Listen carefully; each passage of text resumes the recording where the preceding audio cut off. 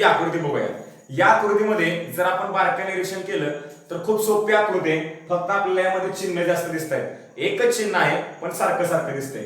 बघा नीट निरीक्षण करूया। आपल्याला या आकृतीचा समसंबंध इथं दिलेला आहे व या आकृतीचा प्रश्नचिन्ह विचारलेला आहे।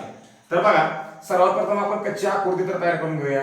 म्हणजे ही रेष अशी, ही रेष अशी आणि ही रेष अशा आपल्याला या ठिकाणी मिळणार आहे। आता बघा, आता उत्तराची आकृती मिळवायची तर आधी काय केले बघूया। बघा हा भरीव या साईडला नेला बघा इथं आणि हा भरीव इथं आणलाय बघा या साईडला। म्हणजे हा भरीव या साईडला, हा भरीव या साईडला। तसंच आपण इथं करूया, हा भरीव इकडे आणूया म्हणजे इथं आपल्याला भरीव मिळेल आणि हा रिकामा पलीकडे नेऊया, हा इथं रिकामा तयार होईल। त्यानंतर बघा दुसऱ्या पण बाजूला तसंच केलं, इथं भरीव आणि रिकामा। बघा इथं भरीव आहे ना, इथं रिकामा देऊया, इथं रिकामा आहे ना, इथं भरीव करूया, झालं बघा। त्यानंतर बघा इथं भरीव आहे म्हणजे इथं रिकामे आहे। आता हे रिकामे वर येणार, हे रिकामे वर आले आणि हे भरीव खाली गेले।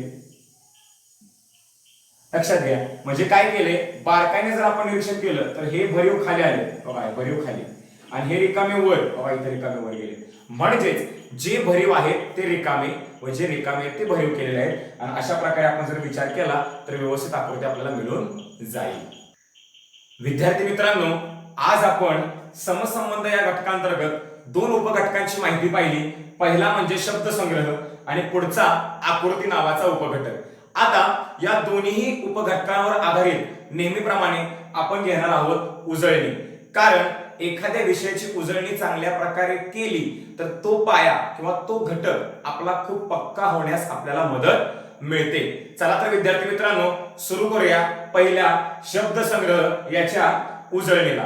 आता शब्दसंग्रहामध्ये शिकवताना आपण काय सांगितलं की पहिल्या पदाचा जसा संबंध दुसऱ्या पदाशी आहे तसाच तिसऱ्या पदाचा चौथ्या पदाशी मिळवायचा आहे। फक्त काळजी आपल्याला एवढी घ्यायची आहे की तो समसंबंध कोणत्या बाबतीत आहे हे आपल्याला लक्षात आलं पाहिजे। त्यानंतर आपण असं बघितलेलं होतं की या समसंबंधामध्ये वेगवेगळ्या विषयांना धरून प्रश्न तयार केले जातात। मग ते कोणकोणते विषय असतात, तर पहिला बघितला आपण मराठी।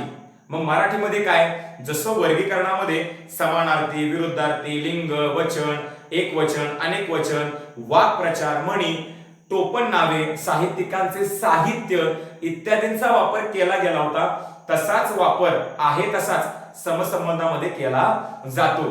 त्यानंतर आपण कोणता विषय बघितला तर गणित। गणित विषयातल्या त्रिकोण, चौकोन या भौमितिक आकृत्या असतील, तसेच नफा तोटा, सरळ व्याज या काही गणितीय संकल्पना आहेत, त्या संकल्पनेवर आधारित देखील आपल्याला समसंबंधामध्ये प्रश्न विचारला जातो। त्यानंतर विज्ञान, विज्ञानामध्ये धातू, अधातू, मूलद्रव्य, त्यांच्या संज्ञा, अणुअंक, अणुक्रमांक याच्यावर आधारित देखील आपल्याला समसंबंधामध्ये प्रश्न विचारला जातो। त्यानंतर आपण विषय बघितला समाजशास्त्र। समाजशास्त्र विषयामध्ये देखील इतिहास, नागरिकशास्त्र आणि भूगोल यामधल्या काही संकल्पनांचा वापर केला जातो। त्या संकल्पना आपल्याला माहित असणं गरजेचं आहे। आणि शेवट इतर, इतर मध्ये कला, साहित्य, क्रीडा, शेती, धान्य, फळ, फुलं, भाजीपाला या विषयांचा समावेश केला जातो। चला तर विद्यार्थी मित्रांनो लगेचच आता आपण या उजळणीमध्ये विविध उदाहरणांचा अभ्यास करणार आहोत। आता उजळणीमध्ये मराठी विषयावर आधारित थोडेसे प्रश्न घेतलेले आहेत, जे की आपण नेहमी सांगतो समानार्थी शब्द पाठ असणं गरजेचं आहे। चला तर बघूया प्रश्न काय म्हणतो आपल्याला। बघा, रवी याला समसंबंध भास्कर आहे तर खगेंद्र याला प्रश्नचिन्ह दिलाय। म्हणजे रवी आणि भास्कर हे समानार्थी शब्द आहेत, म्हणजे यांचा समसंबंध काय आहे तर ते समानार्थी आहे। तसंच खगेंद्रला समानार्थी कोणता आहे तर तो गरुड असा आहे। कोणता आहे, गरुड। चला आता पुढचा प्रश्न बघूया। अग्नी याला पावक दिलाय, इथंही समानार्थी शब्द असा समसंबंध लावलाय, म्हणजे अग्नीला पावक हा समानार्थी आहे, तर ऐश्वर्य याला कोणता आहे तर वैभव हा समानार्थी शब्द आहे। वैभव आहे, श्रीमंती आहे, चालतोय, ठीक आहे। आता पुढे जाऊया। सोने याला समसंबंध हेम दिलाय, इथं सुद्धा समानार्थी शब्दांचाच समसंबंध लावलेला आहे. म्हणजेच विद्यार्थी मित्रांनो, तुमचे समानार्थी शब्द पाठ असतील तर आकलन, वर्गीकरण आणि समसंबंध या तिन्ही घटकांसाठी तुम्हाला समानार्थी शब्दाचा पाया पक्का होण्यास मदत होणार आहे. किंवा समानार्थी शब्द जर पाठ असतील तर हे तिन्ही घटकांवर तुम्ही मार्क मिळवू शकता. त्यामुळं तुम्ही सर्वांनी समानार्थी शब्द चांगल्या पद्धतीने पाठ करायचे आहेत. तुर्तास सोने याला हेम समानार्थी शब्द आहे आणि आसक्ती याला आपल्याला समानार्थी शब्द सांगायचा आहे, तो आहे इच्छा. म्हणजेच समानार्थी शब्दावरच हे मी 3 उदाहरणं घेतलेली होती. अशाच प्रकारे परीक्षेला वेगवेगळे शब्द विचारतात, म्हणून आपले शब्द समानार्थी पाठ असणं गरजेचं आहे. आता हे प्रश्न बघूया. जलद याला समसंबंध सावकाश दिलाय व ज्येष्ठ याला प्रश्नचिन्ह दिलाय. आता आपण जर नीट बघितलं तर या दोन मध्ये समसंबंध आहे, पण तो कोणत्या बाबतीत, तर विरुद्धार्थी शब्दांच्या बाबतीत. जलद याचा विरुद्धार्थी शब्द आहे सावकाश. त्याच पद्धतीने आपल्याला इथं ज्येष्ठचा विरुद्धार्थी शब्द मिळवला की आपल्याला उत्तर मिळून जाईल. ज्येष्ठचा विरुद्धार्थी शब्द आहे कनिष्ठ. बघा, ज्येष्ठला काय आहे, कनिष्ठ. ज्येष्ठ आणि कनिष्ठ. पुढे जाऊया. दुर्मिळ योग याला पर्वणी असं म्हटलंय. बघा, दुर्मिळ योग याला समसंबंध पर्वणी. याचा अर्थ असा आहे की दुर्मिळ योग हा अलंकारिक शब्द, म्हणजे पर्वणी हा अलंकारिक शब्द, याचा अर्थ इकडे मांडलाय. लक्षात घ्या, पर्वणी हा अलंकारिक शब्द असून याचा अर्थ इकडे मांडलेला आहे. तसंच आपल्याला झोपाळू माणूस यासाठी आता अलंकारिक शब्द मिळवला पाहिजे. जसं की दुर्मिळ योग साठी पर्वणी, तर झोपाळू माणूस साठी काय, तर बघा आपल्या सर्वांना माहिती आहे कुंभकर्णाचा अवतार आपण असं म्हणतो, बरोबर. जास्त माणूस झोपतो त्याला, म्हणजे झोपाळा माणूस म्हणजे कोण, तर कुंभकर्ण. याचं उत्तर काय असणार आहे, कुंभकर्ण असं मिळणार आहे. आता हा प्रश्न बघूया. गुरांचा कळप तर गवताचा प्रश्नचिन्ह. म्हणजेच आपल्याला इथं समूहदर्शक शब्द विचारलेला आहे. गुरांचा कळप म्हणजे गुरांच्या समूहाला कळप म्हणतात, म्हणजे समूहदर्शकाच्या बाबतीत समसंबंध आहे. तर गवताचा काय, तर गवताचा असतो भारा. गवताचा काय असतो, भारा. म्हणजे गवताचा भारा, आपल्याला भारा हा समसंबंध मिळणार आहे. आता बघा, कोंबडी प्रश्नचिन्ह, सिंह गुहा. आता आपल्याला इथं प्रश्नचिन्ह आलाय, म्हणजे आपल्याला इथलं पद मिळवायचं आहे. तर आधी याचा अभ्यास करा. सिंह कुठे राहतो, कोणीकडे राहतो, गुहेत. तसं कोंबडीचं राहण्याचं ठिकाण कोणतं, तर खुराडे, बरोबर. म्हणजेच आपल्याला खुराडे असं उत्तर इथं मिळणार आहे. उजळणीमधील पुढचा भाग आता बघूया. बघा, लिंबू याला सायट्रिक आम्ल असा शब्द दिलाय. म्हणजे विद्यार्थी मित्रांनो, लिंबू मध्ये कोणता आम्ल असतं, तर ते सायट्रिक आम्ल असतं. म्हणजे साम्य किंवा समसंबंध कोणत्या बाबतीत आहे, तर या लिंबू घटकामध्ये असणाऱ्या सायट्रिक आम्लाच्या बाबतीत. म्हणजे लिंबू मध्ये असतं सायट्रिक आम्ल. तसं चिंच यामध्ये कोणतं आम्ल असतं, तर ते असतं टार्टारिक आम्ल, असं त्याला शब्द आहे. त्यानंतर पुढचा प्रश्न आपण बघूया. श्वसन संस्था याच्याशी संबंधित शब्द आहे फुफ्फुसे. म्हणजे फुफ्फुसांचा संबंध श्वासाशी आहे. तर रक्ताभिसरण संस्थेमध्ये महत्वाचं कोण आहे, तर ते आहे हृदय. कोण आहे, हृदय. म्हणजेच आपण लक्षात घ्यायचं विद्यार्थी मित्रांनो, समसंबंध कोणत्या बाबतीत दिलेला आहे असं लक्षात घेतल्यानंतर सहजतेने आपण उत्तर मिळवू शकतो. आता गणितावर आधारित हा प्रश्न विचारलाय. प्रश्न काय म्हणतोय बघा, पायरोमीटरला तापमान तर घड्याळाला प्रश्नचिन्ह आणि पर्याय दिलेले आहेत. बघा, पायरोमीटर आणि तापमान. बघा, तापमान मोजायचं असेल तर पायरोमीटर लागतं, तापमान मोजायचं असेल तर पायरोमीटर लागतं. मग पर्यायामध्ये काय मोजण्यासाठी घड्याळ लागतं, बघा लक्षात घ्या. परत बघूया, पायरोमीटरद्वारे तापमान मोजलं जातं, तर घड्याळाद्वारे काय मोजलं जातं, तर बघा घड्याळाद्वारे वेळ मोजली जाते. आपण घड्याळामध्ये किती वाजले असं बघतो. म्हणजेच पायरोमीटरला तापमान हा समसंबंध असेल तर घड्याळाला समसंबंध वेळ असं मिळणार आहे. आता उजळणीतले पुढचे प्रश्न बघूया. प्रश्न काय म्हणतोय बघा, राष्ट्र याला राष्ट्रपती दिले तर राज्य याला समसंबंध काय. विद्यार्थी मित्रांनो, मी एक शिकवताना वाक्य सांगितलं होतं की समसंबंध जो मिळालाय तो कोणत्या बाबतीत नक्की आहे हे आपल्याला ओळखता येणं खूप गरजेचं आहे. कारण राष्ट्रासाठी जे राष्ट्रपती करतो ते राज्यासाठी कोण करतो हे आपल्याला माहित असणं गरजेचं आहे. राष्ट्र याला राष्ट्रपती जर असेल तर राष्ट्रपती राष्ट्रासाठी जी भूमिका बजावतात त्याच्यामध्ये राज्यपाल हे राज्यासाठी भूमिका बजावतात. म्हणून राष्ट्राला जर राष्ट्रपती असेल तर राज्य याला काय मिळणार आहे, राज्यपाल. समजा आपल्याला असं विचारलं असतं राष्ट्राला पंतप्रधान तर राज्याला काय मिळालं असतं मुख्यमंत्री. म्हणजेच समसंबंध कोणत्या बाबतीत दिलाय हे आपल्याला बघणं खूप गरजेचं आहे. राष्ट्रासाठी जी भूमिका राष्ट्रपतींची असते तशीच सेम भूमिका राज्यासाठी ही राज्यपालाची असते. म्हणून राष्ट्राला राष्ट्रपती असेल तर राज्याला समसंबंध राज्यपाल असा मिळणार आहे. पुढचं बघूया का. जहाजला खलाशी तर विमानाला काय. बघा विमानाला प्रश्नचिन्ह. आता जहाज जे चालवतात त्यांना खलाशी असं म्हणतात. विमान चालवतात त्यांना काय म्हणता येईल तर वैमानिक म्हणता येईल. बघा इथं वैमानिक पर्याय आहे.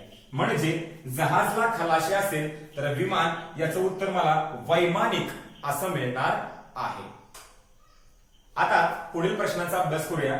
भारत याला समसंबंध वाघ दिलाय तर ऑस्ट्रेलियाला काय. आता खूप सोपं आहे. आपल्या सर्वांना माहिती आहे भारताचा राष्ट्रीय प्राणी कोण आहे वाघ आहे. त्यामुळे पर्यायाची गरज नाही. भारत जर वाघ असेल तर ऑस्ट्रेलियाचा प्राणी कोण आहे कांगारू. आपल्या सर्वांना माहिती आहे कांगारू साठी ऑस्ट्रेलिया प्रसिद्ध आहे. म्हणजेच काय भारताचं वैशिष्ट्य काय दिलंय वाघ. याचा अर्थ समसंबंध कोणत्या बाबतीत आहे खूप सोपा आहे. वाघ हा प्राणी आहे व भारताचा राष्ट्रीय प्राणी हा वाघ आहे. म्हणून ऑस्ट्रेलियाचा राष्ट्रीय प्राणी कोणता तर तो कांगारू हा आहे. म्हणजेच भारताला जर वाघ तर ऑस्ट्रेलियाला कोणता समसंबंध मिळणार आहे कांगारू असं मिळणार आहे. आता पुढे जाऊया. विमान याला आकाश म्हटले. आता विमान कशातून धावतो विमान कसं उडतं आकाशातून उडतं. म्हणजे विमान आणि आकाश यांचा मार्ग दाखवलाय की आकाशामधून विमान उडतं. तसं आगगाडी कशावरून चालते तर रुळावरून चालते. आणि त्या रुळालाच एक शब्द आहे विद्यार्थी मित्रांनो लक्षात ठेवा त्याला म्हणतात लोह मार्ग. कारण लोह म्हणजे लोखंड. आपल्या सर्वांना माहिती रेल्वे ज्याच्यावरून धावते तो रुळ असतो आणि तो रुळ लोखंडापासून बनतो. म्हणजे आकाशातून विमान जातं. विमान जाण्याचा मार्ग कोण आहे आकाश. तसं रेल्वे जाण्याचा मार्ग कोण आहे तर लोहमार्ग. त्याला लोहमार्ग का म्हणतात तर रुळ हा लोखंडापासून बनलेला असतो आणि आगगाडी जाण्याच्या मार्गाला म्हणून लोहमार्ग म्हटलं जातं. म्हणून विमानाला आकाश असा समसंबंध असेल तर आगगाडीला लोहमार्ग असा संबंध मिळणार आहे. विद्यार्थी मित्रांनो आता आपण शब्द संग्रहाच्या बाबतीत उजळणी बघितलेली होती. आता आपण आकृतींच्या बाबतीत समसंबंधामध्ये उजळणी बघणार आहोत. उजळणीसाठी काही उदाहरणांचा आपण अभ्यास करणार आहोत व ही उदाहरणे सोडवताना आपण एक गमतीशीर भाग म्हणून आपण याच्यामध्ये स्वतः ती आकृती तयार करणार आहोत जेणेकरून आपल्याला लवकरात लवकर तो प्रश्न सोडवता येईल. कारण पर्याय चालतो आपण पण पर्याय चालता चालता आपण स्वतःही ती आकृती लगेचच तयार करू शकतो. यासाठी आपण एक वेगळ्या पद्धतीने उजळणी घेत आहोत. मी तर चौकोन मोकळा ठेवलाय कारण विद्यार्थी मित्रांनो तुम्ही शिकलेल्या घटकावर आधारित लगेचच याच्यावर आकृती तयार करता येऊ शकते. म्हणून या पद्धतीने आपण आता उजळणी घेणार आहोत. चला तर विद्यार्थी मित्रांनो सुरू करूया आकृतीच्या उजळणीला. बघा या हा पी इथं असा दिलाय म्हणजे हा आरशातला पी आहे. हा पी उलटा केलाय. हा पी असा केला की असा दिसेल. म्हणजे काय या पी ची आरशातील प्रतिमा अशी दिसते. समसंबंध काय आहे आरशातील प्रतिमा. हा पी जर उलटा केला तर बघा असा दिसेल. म्हणजेच काय हा पी आरशात असा दिसतो. तसा के मिळवायचा आहे खूप सोपं आहे. हे के उलट करायचं म्हणजे बघा असं दिसेल. बघा बरं हे के जर तुम्ही असं केलं तर या पद्धतीने दिसणार आहे. आपली आकृती तयार झाली. आपल्याला पर्याय तर बघायला लागतं बघा लवकर लक्षात घ्या. म्हणजे आपण काय केलं हा पी इथं आरशात केलाय म्हणून हा ती इथं आरशात केलाय. तशीच आपण आता दुसरी आकृती बघूया. बघा ही आकृती किती सोपी आहे बघा. आपल्याला इथं दोन रेषा दिल्यात बघा. ही एक रेषा आहे व ही एक रेष दिली आणि या रेषेला इथं असं चिन्ह आहे बरोबर. आता लक्षात घ्या ही दोन टोकं जर आपण उलटी अशी जोडली तर अशी आकृती तयार होते बघा. परत लक्षात घ्या ही दोन टोकं अशी जोडली तर म्हणजे काय बघा मी इथनं मधनं रेष पुसली तर तुम्हाला ही आकृती आणि ही आकृती सारखी दिसेल बघा. बघा आता आहे का दोन्हीकडे पण टी टीच आहे फक्त ते हे असं उलट करून जोडलेलं आहे. आता तसंच आपण इथं करायचं आहे. हे उलट करून जोडूया म्हणजे हे असं मिळेल आपल्याला. बघा हे असं आणि याला असं जोडूया झाली आपली उत्तराची आकृती तयार. म्हणजे विद्यार्थी मित्रांनो आपण नुसतं निरीक्षण केलं की यापासून ही आकृती कशी बनली तर उलट करून जोडलंय. तसंच आपण इथं आकृती स्वतः तयार केली म्हणजे आपण स्वतः देखील लगेचच आकृती तयार करू शकतो. या पद्धतीचे आपण उदाहरण लगेचच बघणार आहोत. आता पुढील आकृती अभ्यासूया. बघा पुन्हा एकदा मी काही चौकोन मोकळे ठेवले कारण आपण लगेचच ती आकृती तयार करणार आहोत, कारण खूप सोपा घटक आपल्याला शिकायला मिळत आहे. बघा, याचा याच्याशी संबंध आपल्याला लावायचा आहे. आता संबंध लावताना काय केले जरा नीट बघा. हा चौकोन कॉमन आहे बाहेरचा, परंतु या चौकोनामध्ये हा चौकोन इथं आत नेलाय आणि हे वर्तुळ इथं बाहेर आले. परत बघा, हे वर्तुळ इथं बाहेर आले आणि हा चौकोन आत गेलाय. म्हणजे बाहेर आकृती आत आणि आतील आकृती बाहेर दिले. बघा, तसंच आपण इकडे करूया. चला, आतमध्ये कोण आहे? चौकोन. चला चौकोन काढूया आधी. आहे आणि बाहेर कोण आहे? हो, बाहेर आहे त्रिकोण. काढूया त्रिकोण. झालं, उत्तराची आकृती आपल्याला मिळून लगेचच गेलेली आहे. म्हणजे बाहेरील आकृती आत आणि आतील आकृती बाहेर, अशा पद्धतीने आपल्याला उत्तराची आकृती लगेचच मिळालेली आहे. आता पुढे जाऊया. बघा, आता इथं आपल्याला काय म्हटलंय बघा, इथं त्रिकोण आहे, इथं चौकोन आहे. आपण जर नीट विचार केला, या आकृती आणि या आकृतीमध्ये काय समसंबंध आहे? हो, ही आकृती 3 रेषांपासून बनली आणि ही आकृती 4 रेषांपासून बनली. बरोबर, म्हणजे इथून +1 म्हणजे इथं 3 आहे तर इथं 4 आहे. बरोबर, आता लक्षात घ्या. म्हणजे या 3 मध्ये 1 न वाढवून इथं बनले. तसंच इकडे करायचं, परंतु अरे इथं चौकोन दिलाय, मग याचा आधार घ्या ना. इथं किती रेषांपासून बनले? 1 2 3 4 आणि 5. किती रेषांपासून बनले? 5. परत बघा, 1 2 3 4 आणि 5.